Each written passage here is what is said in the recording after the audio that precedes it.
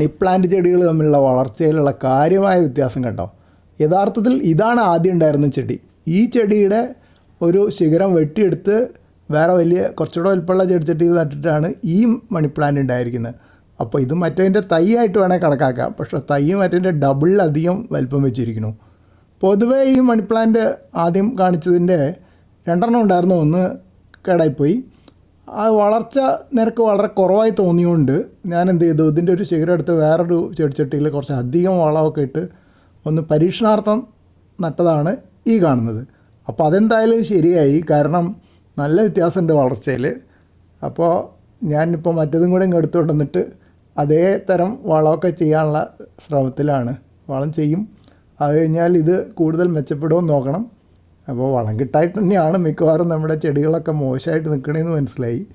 പിന്നെ ഈ ചെടിയിൽ കുറേ പ്രാണികൾ ഒരുപാട് തിന്നിട്ടുണ്ട്. രണ്ട് സ്ഥലത്താണ് വെച്ചിരുന്നത്.